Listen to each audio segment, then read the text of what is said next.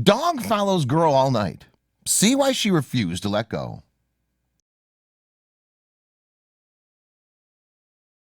But before we start, please take a moment to give this video a like, subscribe to Happy World, and hit the bell so you'll never miss these great stories.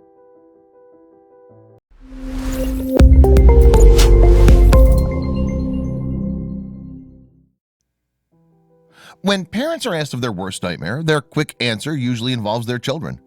Parents spend their lives protecting them from harm and preparing them for life. But that doesn't mean they aren't prone to during their youth. Hundreds of arms pushed past the high corn stalks. Beams of light flashed across the field. The same name was called again and again: Remy. A sickening feeling swelled in Timber's stomach as she stopped running. Bodies brushed against her as they continued into the maze of corn. Everything looked the same. Everything was the same.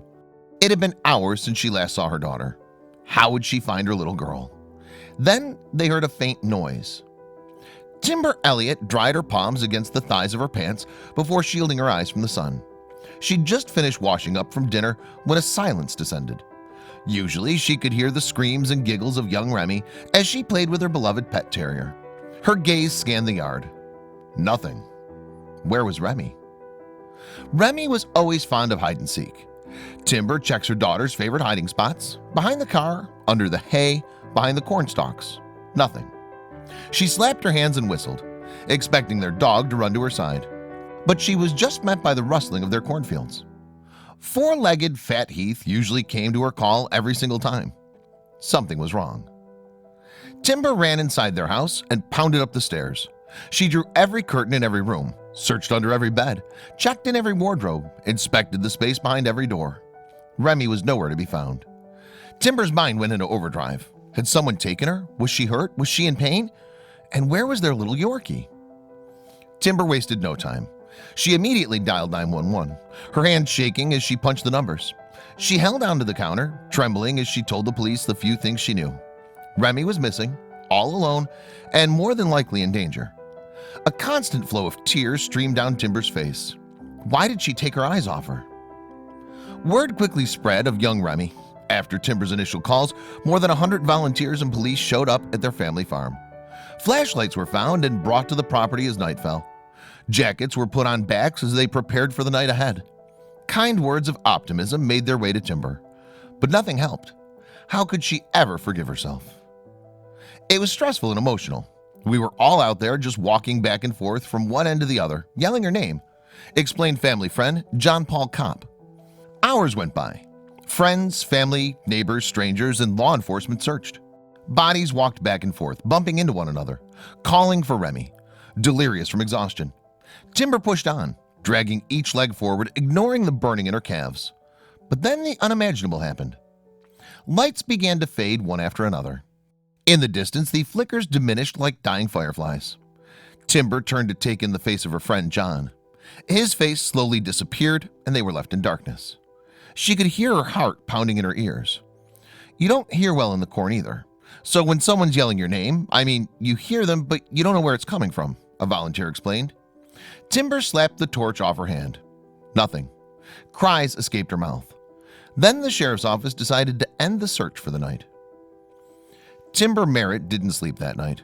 Instead, she stayed awake worrying about her little girl, jumping at every sound hoping it was her. As the sun began to rise, Timber went outside and was met by many of the same faces from the night before, and newcomers. Out of habit, she picked up Fat Heath's water bowl. A chopping noise from the distance began to rise. 2 helicopters flew above her and made their way towards the field. Timber refused to give up. Once again, the large group made their way into the corn as the sun rose. They scoured the area and called for Remy. Quinlan, Timber's brother, had driven from Kentucky to Missouri to search for his niece. Timber shared the surprising truth to their field. The cornfields are like razor blades, cutting you, especially for a child. Quinlan pushed on through the field, determined to find her. Then he heard a bark. Quinlan stopped, for fear he'd make noise. He called for Remy again and then waited. Another weak bark replied. He spun. He couldn't make out where the noise was coming from. So he ran, stopping every now and again in an attempt to find the direction the noise was emanating from. He pushed stalks aside. Then he nearly dropped to his knees. Remy lay motionless about half a mile into the field. Dirt covered her hands and face. Her hair was a nest of dirt and leaves, and her pants were stained in mud. And right beside her was Fat Heath. Quinlan lifted her limp body from the bed they'd made. Fat Heath followed suit, his tail wagging, but Remy wouldn't wake up. Remy was reunited with Timber before they quickly made their way to the Black River Medical Center. She was asleep whenever they picked her up. She was definitely exhausted and hot, Timber explained, severely dehydrated and worn out. Timber couldn't help but blame herself. What if Fat Heath hadn't been there to protect her for 12 hours? Then she got her daughter's results. Remy suffered from bug bites and rashes from the corn in the night. Her mother shared her concern. "I've never seen that many mosquito bites on anyone before." But thankfully, Fat Heath was there to keep her calm and safe from any predators. Timber can't help but wonder what could have happened to her daughter if he had not been there to protect her. Did someone say something about a girl's best friend? Remy has since been reunited with her trusted companion, Fat Heath. The story has gone viral after being shared online. Many have praised the Yorkshire Terrier as the hero of the story, instead of Remy's uncle who actually found her. "Why was you not scared?" Timber asked Remy. "Because Fat Heath was with me," the shy girl whispered. Thankfully, this story ended in happy tears. Fat Heath is well deserving of some extra treats.